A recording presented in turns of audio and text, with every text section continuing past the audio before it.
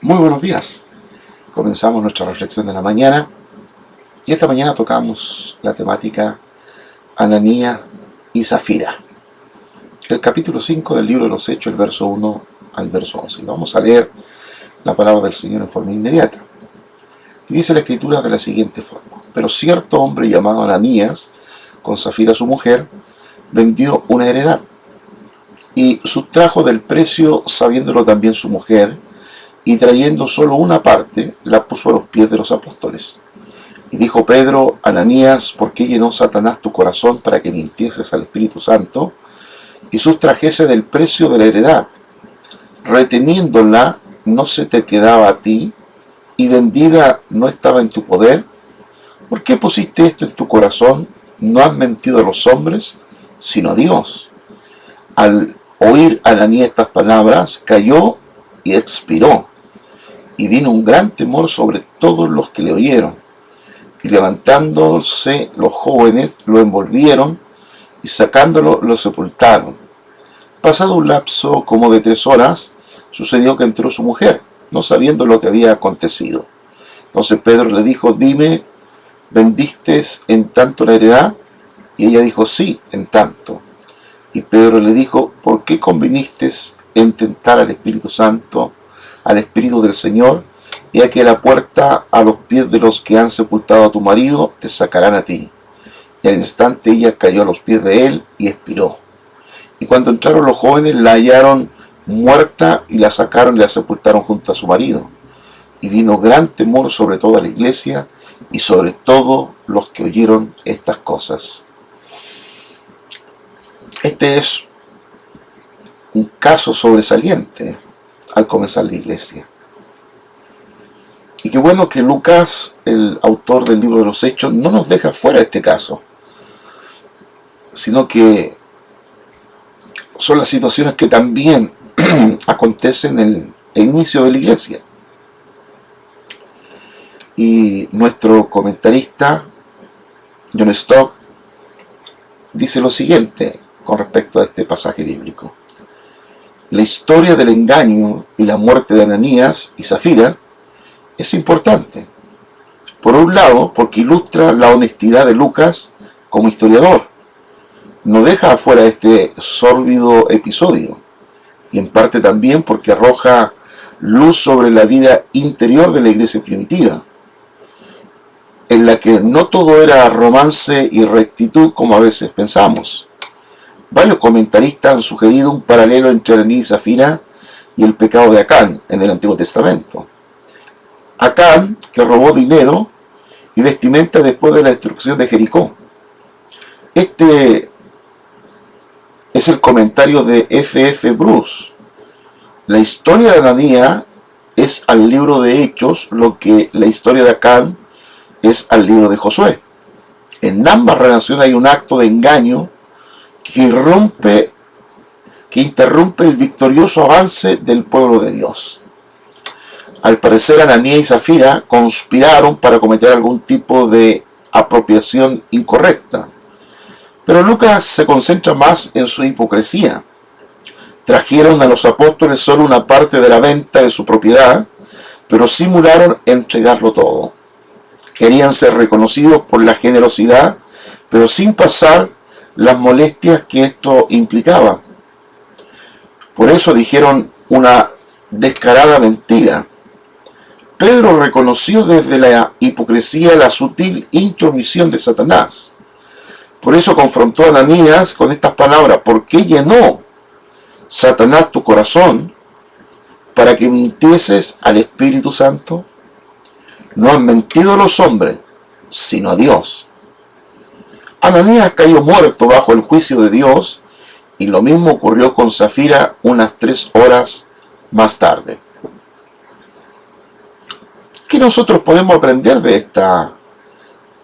este ejemplo, de este caso en el libro de los Hechos? Primero, percibimos la gravedad del pecado. Lucas registra en su evangelio que Jesús denunciaba la hipocresía. Si la hipocresía de Ananías y Zafira no hubieran sido públicamente expuesta y castigada, se hubiera destruido desde sus comienzos el ideal de una comunión sincera en la iglesia. Y segundo, aprendemos que la disciplina es imprescindible en la iglesia.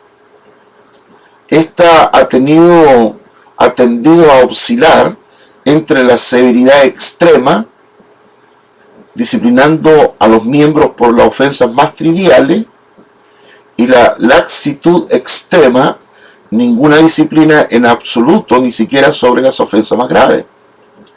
Una buena regla general es que los pecados secretos deben ser tratados en secreto, los pecados privados en privado, y solo los pecados públicos deben ser tratados en público.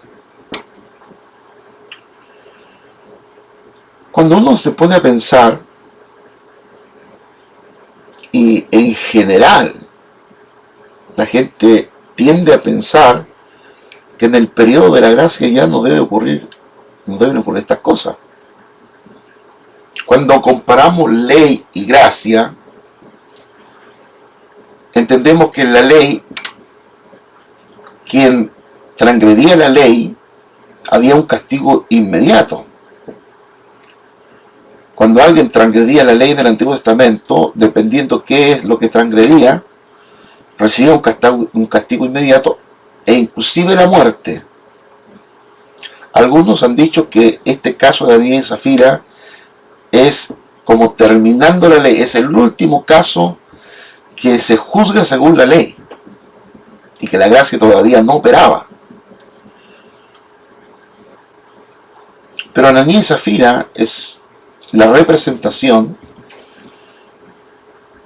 de que delante de Dios y delante de los hermanos hay que ser íntegro. Que Dios no acepta actitudes como esta, no solo de hipocresía, sino de engaño y de mentira. Y debemos entender que no estamos mintiendo solo al pastor o a los líderes, sino que estamos mintiendo a Dios. Y así fue tomado este caso. Por eso la gravedad de él. Nosotros a veces disasociamos o separamos, pensamos que estamos mintiendo al líder nomás, no a Dios. No olvidamos lo que dice capítulo 13 de Romanos, que las autoridades por Dios puestas, legalmente por Dios puestas, son autoridades que representan a Dios. Que pasar a llevar esta autoridad es pasar a llevar a Dios. Que mentir a esta autoridad es mentir a Dios. Que ser hipócrita con esta autoridad es ser hipócrita con Dios. De ahí reviste la gravedad de este caso. Y también hay otro elemento que podría pasarse rápido y no ser observado, y es el complot entre dos personas. No dos personas comunes, sino un matrimonio. Qué pena cuando un matrimonio hace uso de un complot, en este caso en contra de Dios, de mentir a Dios, pero en otros casos cuando se hace un tipo de complot para afectar la honra de un líder o pretender sacar a un líder, a un pastor de una comunidad o de un grupo. Que se hace todo este tipo de situaciones entre personas, entre individuos, pensando que esa actitud o que esa acción no está siendo bien, no está siendo vista por Dios. Y tenemos a muchos pastores fuera de iglesia, líderes, que han sido fruto de un complot en contra de su vida, no siendo lo por lo cual se les ha acusado. La iglesia primitiva inicialmente vivió esta experiencia. Creo que de parte de Dios, de depurar en forma inmediata la iglesia tenía que crecer y desarrollarse bajo o sobre el fundamento de la integridad, de la honestidad, de la transparencia, no de la hipocresía, no de la mentira. Y yo decía anteriormente que nosotros pensamos que en la gracia no pasa esto, y nos olvidamos que en la gracia, en el Nuevo Testamento, siguen habiendo versos como que hay que cuidar la salvación con temor y temblor, que horrenda cosa es caer en las manos del Dios vivo, que pecar voluntariamente no existe ya más sacrificio para ello, y pareciera que el Dios del Nuevo Testamento es el Dios Lai, el Dios que permite todo, y el Dios del Antiguo Testamento es el Dios que se aira, que no permite nada. No olvidamos que la ley y la gracia operan de diferente manera. En la ley había justa retribución en forma inmediata. Quien transgredía la ley recibía el castigo inmediato. Recuérdense que en la ley, quien respeta la ley, quien guarda la ley, no recibe celebración, no recibe agradecimiento por guardar la ley.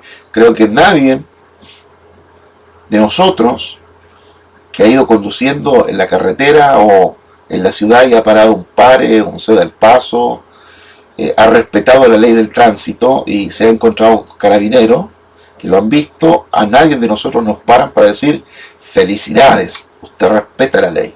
No. En la ley simplemente hay justa retribución. Quien respeta la ley es protegido por la ley, y quien no respeta la ley la transgrede y la ley le va a venir encima. El único objetivo de la ley en el Antiguo Testamento era juzgar. Juzgar. ¿Qué buscaba la ley? Sacar de la persona la confesión: soy pecador. Están destituidos de la gloria de Dios. No hay justo ni aun uno, etc. Y había retribución en forma inmediata.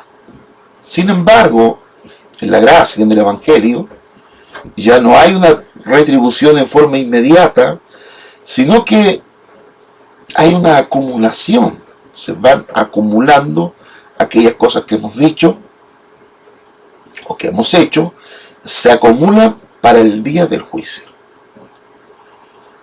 ¿Y por qué esto acontece? Porque estoy viviendo a veces una vida de adulterio, fornicación, y veo que no me pasa nada. Pienso que a Dios no le importa.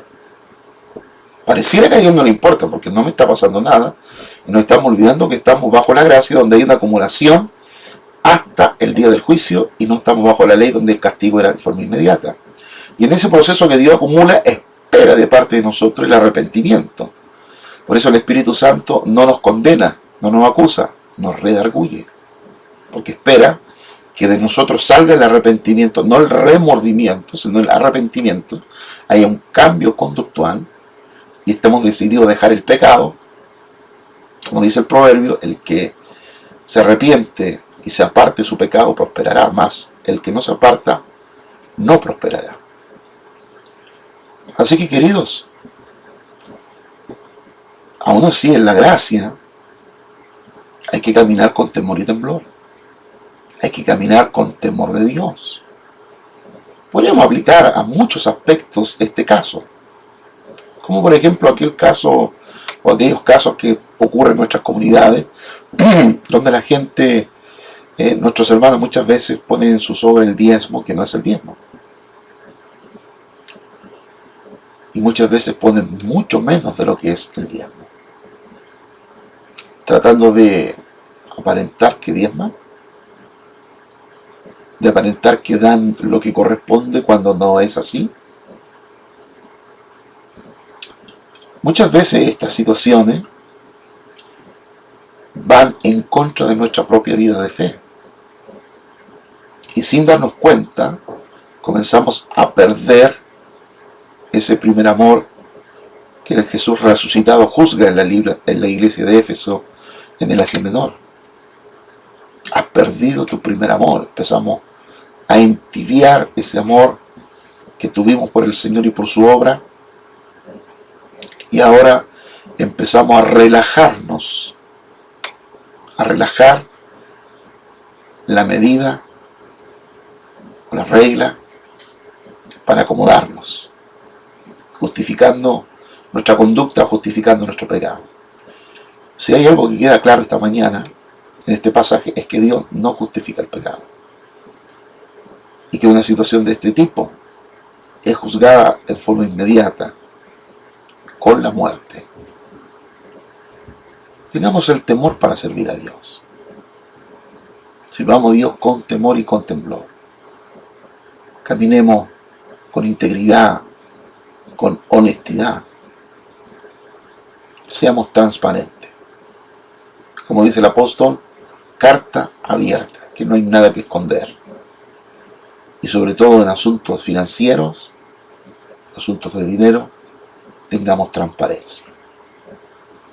No juguemos o no tomemos el anatema de Dios. Seamos transparentes, íntegros. Dios les bendiga y nos vemos mañana.